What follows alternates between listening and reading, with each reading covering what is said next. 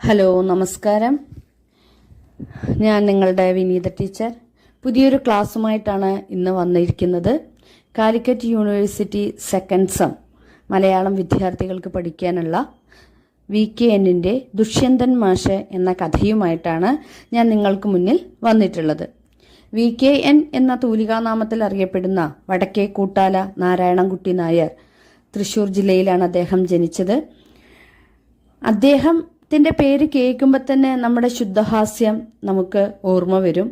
ഒരുപക്ഷെ മലയാളികളെ ഏറ്റവും കൂടുതൽ ചിരിപ്പിക്കുകയും ചിന്തിപ്പിക്കുകയും ചെയ്ത ഒരു കഥാകൃത്ത് കൂടിയാണ് അദ്ദേഹം. അദ്ദേഹത്തിന്റെ ജീവിതാനുഭവങ്ങൾ അദ്ദേഹം പയ്യൻ എന്ന കേന്ദ്ര കഥാപാത്രത്തിലൂടെയാണ് നമുക്ക് മുന്നിൽ അവതരിപ്പിച്ചിട്ടുള്ളത്. ഒരുപക്ഷെ മലയാള സാഹിത്യത്തിൽ പയ്യൻസ് കഥകൾ എന്നും അനശ്വരമായി തന്നെ നിലനിൽക്കുന്നുണ്ടാവും. കഥയും നോവലുകളുമായിട്ട് ഒരുപാട് കൃതികൾ മലയാളത്തിന് സമ്മാനിച്ച അദ്ദേഹത്തിന്റെ പ്രധാനപ്പെട്ട കൃതികൾ ക്ലിയോപാട്ര, പയ്യന്റെ കാലം, പയ്യന്റെ യാത്രകൾ, പയ്യന്റെ സമരം, കാലഘട്ടത്തിലെ പയ്യൻ, മന്ദഹാസം, അതികായൻ, ചാത്തൻസ്, സർ ചാത്തുവിന്റെ റൂളിംഗ്, VKN കഥകൾ, പയ്യൻ കഥകൾ, മാനാഞ്ചിറ ടെസ്റ്റ്, പയ്യന്റെ ഡയറി, ആരോഹണം, ഒരാഴ്ച, സിൻഡിക്കേറ്റ്, ജനറൽ, ചാത്തൻസ്, പിതാമഹൻ, അധികാരം, അനന്തരം, അങ്ങനെ ഒരുപാട് കഥകൾ മലയാളത്തിന് സമ്മാനിച്ച വ്യക്തിത്വമാണ്. ഇനി നമുക്ക് ദുഷ്യന്തൻ മാഷിലേക്ക് വരാം. നിങ്ങൾക്കറിയാം, മഹാഭാരതത്തിലെ ഒരു ഇടുറ്റ കഥാപാത്രമാണ് ദുഷ്യന്തൻ. ദുഷ്യന്തനും ശകുന്തളയും തമ്മിലുള്ള പ്രണയവും അവരുടെ ഗാന്ധർവ രീതിയിലുള്ള വിവാഹവും പിന്നീട് ശകുന്തള മകനെയും കൂട്ടി ദുഷ്യന്തന്റെ കൊട്ടാരത്തിലേക്ക് പോകുന്നതും ദുഷ്യന്തൻ അവരെ തിരിച്ചറിയാത്ത രീതിയിൽ പെരുമാറുന്നതും, അങ്ങനെ തിരിച്ചറിയാതിരിക്കാനുള്ള ആ പെരുമാറ്റം വരാനുള്ള കാരണം ദുർവാസാവിന്റെ ശാപമാണെന്നും എല്ലാവർക്കും അറിയാം. അവസാനം ഒരു അശരീരിയിലൂടെ അവർ രണ്ടുപേരും തമ്മിലുള്ള വാഗ്വാദം നടക്കുന്ന സമയത്ത് അശരീരി കേട്ടുകൊണ്ട് തന്നെ ദുഷ്യന്തൻ ശകുന്തളയെ സ്വീകരിക്കുന്നു. അവർ സുഖമായി ജീവിക്കുന്നു. ഇത് നിങ്ങൾ +2 ക്ലാസ്സിലൊക്കെ പഠിച്ചിട്ടുണ്ടാവും. കണ്ണാടി കാൺമോളവും എന്ന കവിതയിലൂടെ ഈ കഥ നിങ്ങൾ പഠിച്ചിട്ടുണ്ടാവും എന്ന് വിചാരിക്കുന്നു. അതോടൊപ്പം കാളിദാസന്റെ കഥയിലേക്ക് വരികയാണെങ്കിൽ ഒരു മോതിരമാണ് കൊടുക്കുന്നത്. ആ മോതിരം പുഴയിലൂടെ സഞ്ചരിക്കുമ്പോൾ മോതിരം പോകുന്നതും ആ മോതിരത്തെ മത്സ്യം വിഴുങ്ങുന്നതും ആ മത്സ്യത്തെ മുറിക്കുമ്പോൾ ആ മോതിരം കിട്ടുന്നതും ആ മോതിരം കാണുമ്പോൾ ദുഷ്യന്തനെ ശകുന്തളയെ ഓർമ്മ വരുന്നതും ഒക്കെയാണ് പ്രണയകഥ തന്നെയാണ്. ഒരുപക്ഷെ നമ്മൾ പ്രണയം എന്ന് പറയുമ്പോൾ ദുഷ്യന്തനും ശകുന്തള അല്ലെങ്കിൽ നളനും ദമയന്തി എന്നൊക്കെ പറയുന്നത് പോലെ തന്നെ മഹാഭാരതത്തിലെ പ്രധാനപ്പെട്ട കഥാപാത്രങ്ങളാണ് ദുഷ്യന്തനും ശകുന്തളയും. അത്തരത്തിലുള്ള ആ ശകുന്തളോപാഖ്യാനത്തെ അല്ലെങ്കിൽ ദുഷ്യന്തൻ എന്ന രാജാവിനെ ഒരു മാനുഷിക പരിവേഷം നൽകിക്കൊണ്ട് പ്രത്യേകിച്ച് നമ്മുടെ സമകാലിക സമൂഹത്തിൽ, വർത്തമാന സമൂഹത്തിൽ രാഷ്ട്രീയത്തിന്റെ ഒരു അധികാര പട്ടം നൽകിക്കൊണ്ട്, ഒരു മാനുഷിക പരിവേഷം നൽകിക്കൊണ്ട് ഒരു രാഷ്ട്രീയക്കാരൻ എങ്ങനെ ആകും അല്ലെങ്കിൽ എങ്ങനെ ആവും എന്നുള്ള ആ ഒരു രീതിയിലുള്ള ഒരു അവതരണമാണ്, ഒരു ആഖ്യാന ശൈലിയാണ് ദുഷ്യന്തൻ മാഷ് എന്ന കഥ നമുക്ക് പറഞ്ഞു തരുന്നത്. ദുഷ്യന്തൻ മാഷിനെ നമുക്ക് എടുക്കുകയാണെങ്കിൽ തന്നെ അദ്ദേഹത്തിന്റെ കഥാപാത്രത്തെക്കുറിച്ച് പരിചയപ്പെടുത്തുമ്പോൾ തന്നെ അദ്ദേഹം പറയുന്നുണ്ട്, സമകാലികതയോട് ചേർത്ത് നിൽക്കുമ്പോൾ നമ്മുടെ നാടക രാഷ്ട്ര മീമാംസ 1ാം റാങ്കിലാണ് അത്ര അദ്ദേഹം പഠിച്ചത്. എവിടെന്നാ പഠിച്ചത്?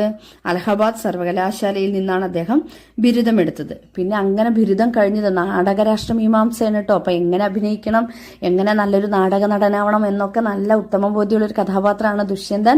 അതുകൊണ്ട് തന്നെ അദ്ദേഹം ഹസ്തിനപുരിയിലെ രാജാവാണ് കേട്ടോ. ഈ ഹസ്തിനപുരി ഏതാണ് രാജ്യം? നമ്മുടെ ഭാരതം തന്നെ, നമ്മുടെ ഇന്ത്യ തന്നെയാണ്. ഒരു പക്ഷേ അധികാരവും രാഷ്ട്രീയവും എന്താണ്? ഒരു നാടകം തന്നെയാണ് എന്നാണ് ഇതിലൂടെ അദ്ദേഹം നമ്മെ ഓർമ്മപ്പെടുത്തുന്നത്. രാജാവായ ഉടനെ എന്താണ് അദ്ദേഹം മാറ്റങ്ങളൊക്കെ വരുത്തി, ഒരുപാട് മാറ്റങ്ങൾ വരുത്തിയിട്ടോ. തെറ്റുകുറ്റങ്ങൾ ആ രാജ്യത്ത് ഉണ്ടായിരുന്നില്ല. ഇനി അഥവാ ആരെങ്കിലും തെറ്റ് ചെയ്താൽ തന്നെ കൈക്കൂലി വാങ്ങാണ്ട് തന്നെ രാജാവ് എന്ത് ചെയ്തു? അവരെ ശിക്ഷിക്കാതെ തന്നെ അവരെ വെറുതെ വിട്ടു. പിന്നെ ഏറ്റവും വലിയ വിചിത്രമായ കാര്യം, ആ രാജ്യത്ത് എന്തില്ല? പോലീസില്ല, ജയിലില്ല. പിന്നെ രാവിലെകളിൽ മതനിരപേക്ഷതാ പാട്ടാണ് എല്ലാവരെയും കേൾപ്പിച്ചുകൊണ്ടിരുന്നത്. അതുപോലെ തന്നെ കാലാവസ്ഥ, നല്ല കാലാവസ്ഥ ആയതുകൊണ്ട് കാർഷിക സംസ്കാരം മെച്ചപ്പെട്ടു. പിന്നീട് സാഹിത്യാദി കലകളിൽ ആർക്ക് താല്പര്യമുണ്ട്? നമ്മുടെ ദുഷ്യന്തൻ മാഷ്ക്ക് താല്പര്യമുണ്ട്. അതുകൊണ്ട് തന്നെ ജോസഫ് മുണ്ടശ്ശേരി എഴുതുന്ന ലേഖനപരങ്ങളൊക്കെയാണ് അദ്ദേഹം മനഃപ്പാഠമാക്കിയിട്ടുണ്ടായിരുന്നത്. പിന്നെ ജീവൽ സാഹിത്യമൊക്കെ വായിച്ചു മടുത്തപ്പോൾ അദ്ദേഹം നായാട്ടിന് പുറപ്പെട്ടു. ഇങ്ങനെ അദ്ദേഹത്തിന്റെ വ്യക്തി വിവരണം തുടങ്ങുന്നതിനോടൊപ്പം തന്നെ ഭക്ഷണകാര്യത്തിൽ പോലും അദ്ദേഹം കാതലായ മാറ്റങ്ങൾ, വസ്ത്രധാരണത്തിൽ മാറ്റങ്ങൾ വരുത്തി. പിന്നെ ജാതിമതഭേദം തീരെ ഉണ്ടായിരുന്നില്ല എന്നാണ് പറയുന്നത്. പക്ഷെ അപ്പോഴും ചാതുർവർണ്ണ വ്യവസ്ഥ ഉണ്ടായിരുന്നു എന്നും പറയപ്പെടുന്നുണ്ട്. പിന്നീട് എന്ത് ചെയ്തു? നായാട്ടിന് പോയി, പട്ടാളം അനുഗമിച്ചു.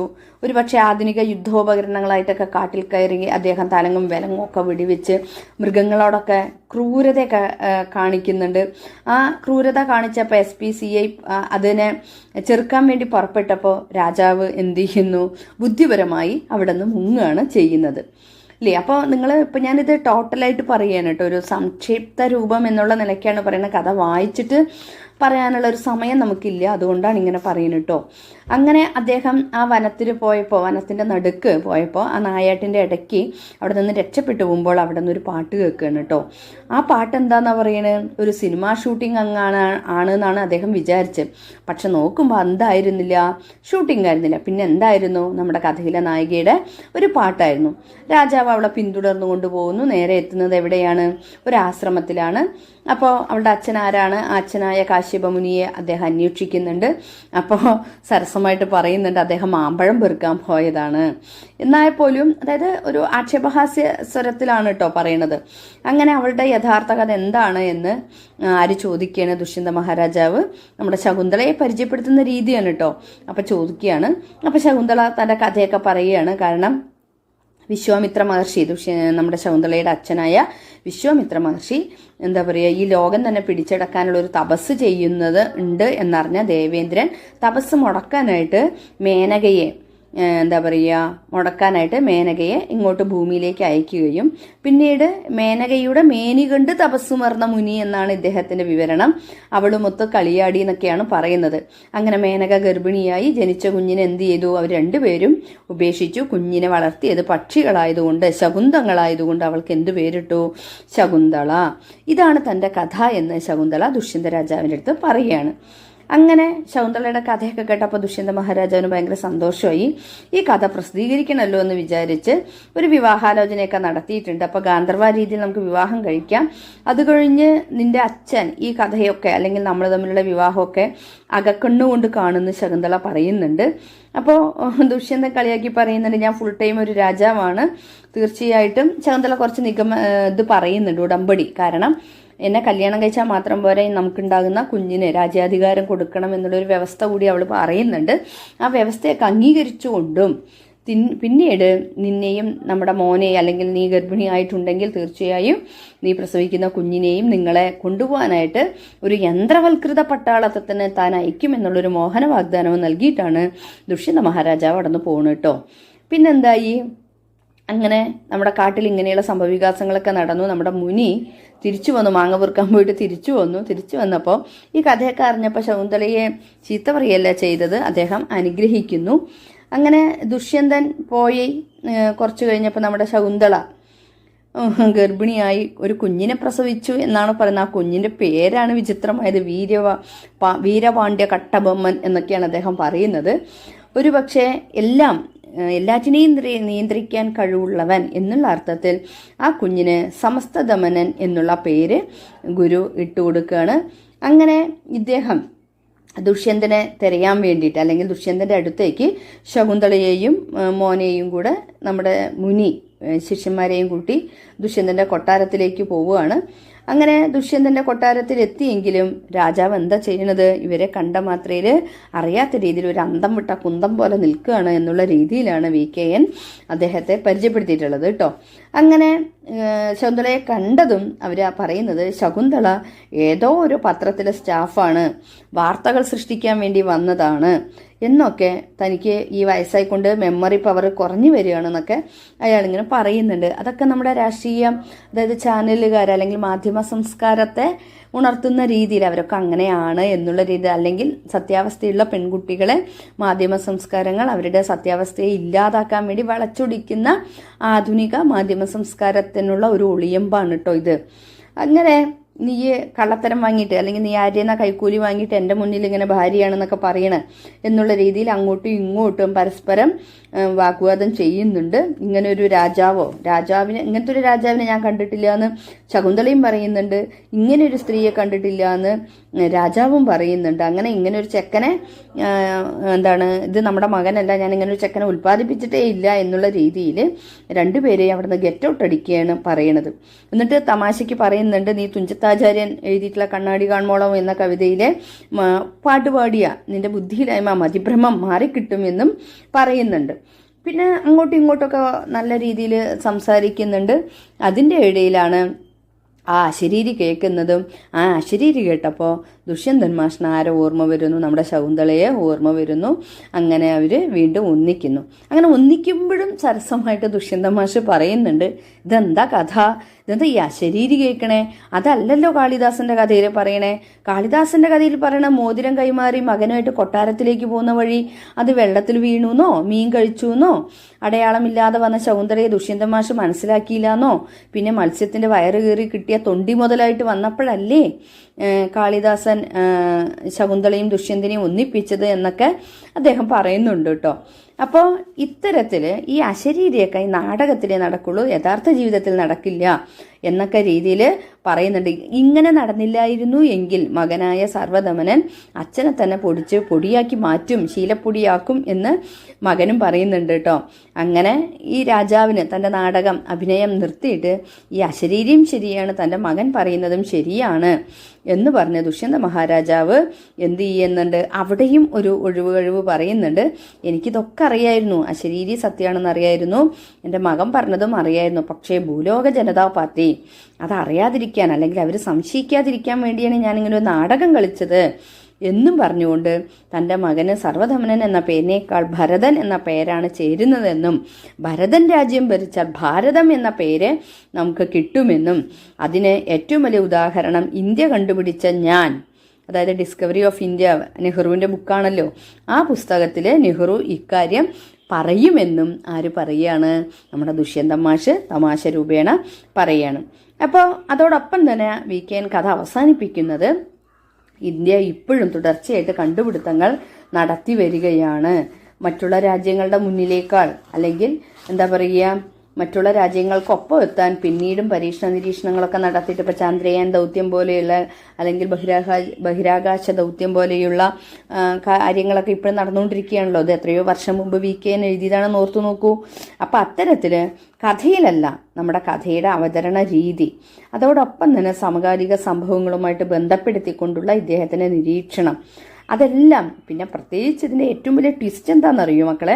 നാടകരാഷ്ട്ര മീമാംസയിൽ ബിരുദം നേടിയ രാജാവ് നാടകവും രാഷ്ട്രീയവും തനിക്ക് വഴങ്ങും, അല്ലെങ്കിൽ അതിൽ താൻ കേമനാണ്, നാടകം കളിച്ചാൽ മാത്രമേ രാഷ്ട്രീയത്തിൽ തിളങ്ങാൻ പറ്റൂ എന്നൊരു സൂചന കൂടി എന്ത് നൽകുന്നുണ്ട്? ഈ കഥ നൽകുന്നുണ്ട്. അതിന് കുറച്ച് ഉദാഹരണങ്ങൾ പറയുകയാണെങ്കിൽ എന്താ പറയുക, ആ രാജാവായ ഉടനെ തന്നെ അദ്ദേഹം നടത്തുന്ന രാഷ്ട്രീയ പരീക്ഷണങ്ങൾ, ഭക്ഷണ സംസ്കാരത്തിൽ, കാർഷിക സംസ്കാരത്തിൽ, വേട്ടയാടല് എല്ലാറ്റും അദ്ദേഹം നടത്തിയിട്ടുള്ള ആ പരിഷ്കാരങ്ങൾ നോക്കിയാൽ തന്നെ നമുക്ക് അറിയാൻ പറ്റും. കാരണം ഒരു സാധാരണക്കാരനായിരുന്ന ഒരാൾ പഠിച്ചു കഴിഞ്ഞ് അധികാരത്തിൻ്റെ വടംവലിയായിട്ടുള്ള രാഷ്ട്രീയത്തിൽ പ്രവേശിച്ചു കഴിഞ്ഞാൽ, അദ്ദേഹത്തിന് അധികാരം കിട്ടിക്കഴിഞ്ഞാൽ ഒരു അധികാരി എന്തൊക്കെ ചെയ്യുമോ അല്ലെങ്കിൽ അധികാര ജീർണത മൂലം അദ്ദേഹം എന്തൊക്കെ ചെയ്തു കൂട്ടുമോ അതൊക്കെ നമ്മുടെ ആര് ചെയ്യുന്നുണ്ട്? നമ്മുടെ ദുഷ്യന്തൻ മാഷ് ചെയ്യുന്നുണ്ട്. അപ്പോൾ തീർച്ചയായിട്ടും അതിനെ തെറ്റാണെന്ന് നമുക്ക് പറയാൻ പറ്റില്ല. കാരണം നമ്മുടെ വർത്തമാന സമൂഹത്തിൽ നടന്നുകൊണ്ടിരിക്കുന്ന ആ രാഷ്ട്രീയ ചിത്രത്തിൻ്റെ ഒരു പരിച്ഛേദം തന്നെയാണ് ഈ ദുഷ്യന്തൻ മാഷ് എന്ന് പറയുന്ന ഒരു കഥാപാത്രം.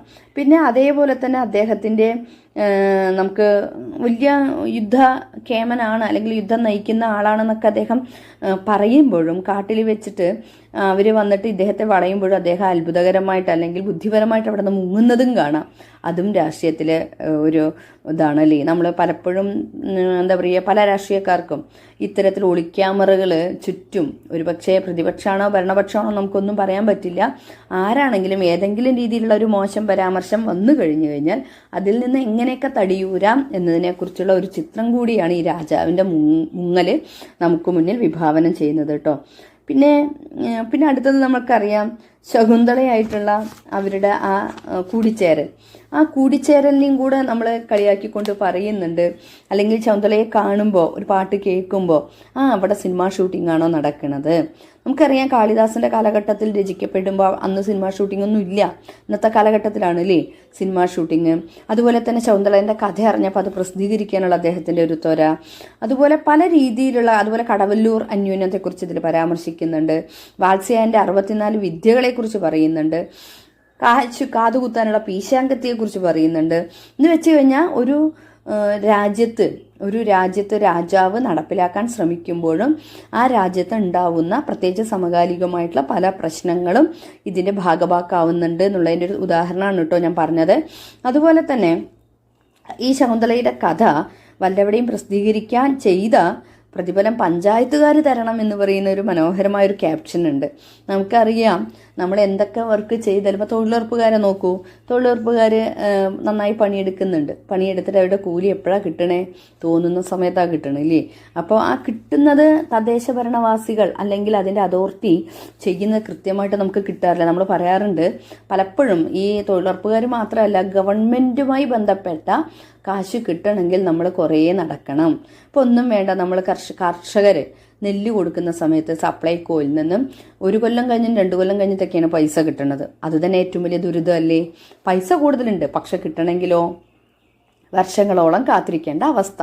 അതാണ് പഞ്ചായത്തിൽ നിന്നും പ്രതിഫലം പറ്റണം ശകുന്തളയുടെ കഥ പ്രസിദ്ധീകരിക്കുമ്പോൾ എന്നുള്ള ഒരു വിമർശനം, ഒരു ആക്ഷേപഹാസ്യം VKN പറഞ്ഞിരിക്കുന്നത്. അതേപോലെ തന്നെ ദുഷ്യന്ത മഹാരാജ, അതുപോലെ സർവ്വദമനനെ പറയുമ്പോഴും അദ്ദേഹത്തിൻ്റെ വികൃതികളും അല്ലെങ്കിൽ അദ്ദേഹത്തിൻ്റെ ആ കുസൃതി തരങ്ങളൊക്കെ തന്നെ ഈ കഥാപാത്രത്തിലും അദ്ദേഹം പറയുന്നുണ്ട്.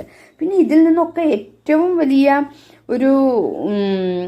വലിയൊരു തമാശ അല്ലെങ്കിൽ ഏറ്റവും വലിയൊരു സീരിയസ് ആയിട്ടുള്ളൊരു കാര്യം എന്ന് പറഞ്ഞാൽ ഇതിൻ്റെ ഭാഷാപരമായ പ്രത്യേകതയാണ് കേട്ടോ. ഈ കഥയുടെ ഇംഗ്ലീഷ്, ഹിന്ദി, മലയാളം ഈ ഭാഷകളൊക്കെ തന്നെ നല്ല രീതിയിൽ സമന്വയിപ്പിച്ചുകൊണ്ട് ആർക്കും ബോറടിക്കാത്ത രീതിയിൽ ഈ കഥയെ സന്നിവേശിപ്പിച്ചിട്ടുണ്ട് VKN.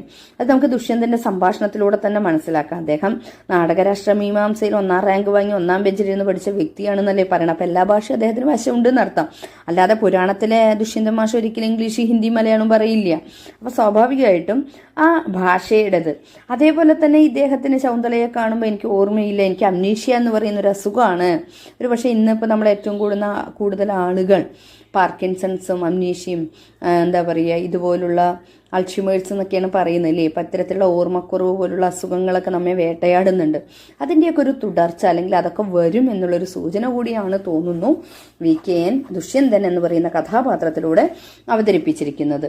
ഇങ്ങനെ എല്ലാ രീതിയിൽ നിന്ന് നോക്കുമ്പോഴും നമ്മുടെ ശുദ്ധമായ ഹാസ്യം കൊണ്ട് ഈ കഥാപാത്രങ്ങളിലൂടെ ഒരുപക്ഷെ മനുഷ്യൻ്റെ അവസ്ഥകളിലൂടെ ഏറ്റവും നല്ല രീതിയിൽ തന്നെയാണ് VKN ദുഷ്യന്തൻ മാഷ് എന്ന കഥ മെനഞ്ഞിരിക്കുന്നത്. അതുപോലെ തന്നെ ദുഷ്യന്തൻ മാഷ് നല്ലൊരു പുരുഷനാണ്, അല്ലെങ്കിൽ പുരുഷാധിപത്യമുള്ള ആളുമാണ്. അതേപോലെ കാമപരവശനായ ഒരു പുരുഷനെയും നമുക്കതിൽ കാണാൻ പറ്റും. അതോടൊപ്പം അദ്ദേഹം രാജാവാകുന്ന സമയത്ത് രക്ഷപ്പെടാൻ തുനിയുന്ന ഒരു അധികാരിയുടെ ചിത്രവും നമുക്ക് ദുഷ്യന്തയിൽ കാണാം. ഇനി ശകുന്തളയിലേക്ക് വരികയാണെങ്കിലോ, ശകുന്തള ഒരു എന്താ പറയുക സ്ത്രീ സ്വാതന്ത്ര്യത്തിൻ്റെ അല്ലെങ്കിൽ സ്ത്രീ ശാക്തീകരണത്തിൻ്റെ ശബ്ദമായിട്ട് ശകുന്തള മാറുന്നുണ്ട്. അതിന് ഏറ്റവും വലിയ ഉദാഹരണമാണ് ശകുന്തള ദുഷ്യന്തനോട് പറയുന്ന കുറച്ച് ഉടമ്പടികൾ. അതിന് അദ്ദേഹം തയ്യാറാവുന്നുണ്ട്. എങ്കിൽ പോലും തൻ്റെ കാര്യം നടക്കാൻ വേണ്ടി ആരുടെയും കാലുപിടിക്കാൻ യാതൊരു മടിയുമില്ലാത്ത ഒരു അധികാര ജീർണതയിലെ അല്ലെങ്കിൽ അധികാര വ്യവസ്ഥയുടെ പരിച്ഛേദങ്ങളാണ് ദുഷ്യന്തൻ എന്ന് പറയുന്ന ഈ രാജാവ്.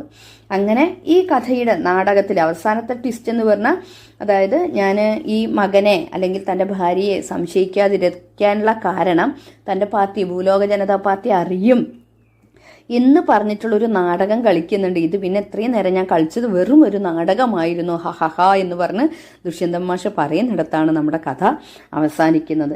ഇതിൽ നിന്ന് നമ്മൾ മനസ്സിലാക്കേണ്ടത് ഒരു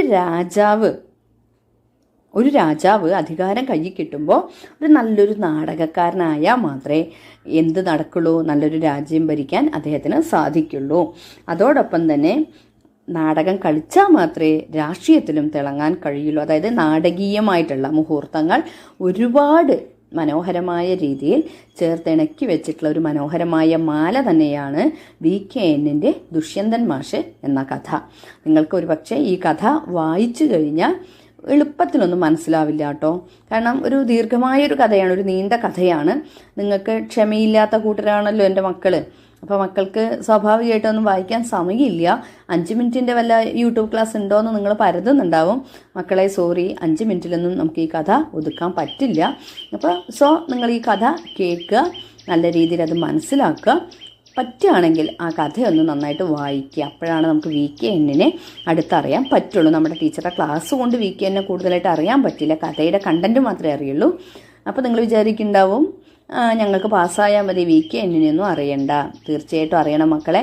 എഴുത്തുകാരനെയും അദ്ദേഹത്തിൻ്റെ രചനാശൈലിയും നമ്മൾ അറിഞ്ഞാൽ മാത്രമേ പിന്നീട് നമ്മൾ ഏത് കാര്യം ചെയ്യുമ്പോഴും അതിൻ്റെ സൂക്ഷ്മതലത്തിലേക്ക് പ്രവേശിക്കാനുള്ള ഒരു സംഭവം നിങ്ങൾക്ക് കൈവരുള്ളൂ. ഓക്കെ, അപ്പോൾ നിങ്ങൾക്ക് ദുഷ്യന്തൻ മാഷ് മനസ്സിലായി എന്ന് വിചാരിക്കുന്നു. ഈ ടീച്ചറിൻ്റെ വാക്കുകളിലൂടെ മാഷിനെ പറഞ്ഞു തന്നു. അത് ഏത് രീതിയിൽ നിങ്ങൾക്ക് മനസ്സിലായി എന്ന് എനിക്ക് അറിഞ്ഞുകൂടാ. എന്നിരുന്നാൽ തന്നെയും ഇത് നല്ല രീതിയിൽ വായിക്കുക, നന്നായിട്ട് എക്സാം എഴുതുക കേട്ടോ. എല്ലാവർക്കും വിജയാശംസകൾ. നിങ്ങളുടെ കൂട്ടുകാരൊക്കെ ഉണ്ടെങ്കിൽ ഈ കഥ നിങ്ങൾക്ക് മനസ്സിലായിട്ടുണ്ടെങ്കിൽ അവർക്ക് കൂടി ഷെയർ ചെയ്യുക, പിന്നെ സബ്സ്ക്രൈബ് ചെയ്യുക ഒന്നും മറക്കണ്ടല്ലോ. Okay, thank you.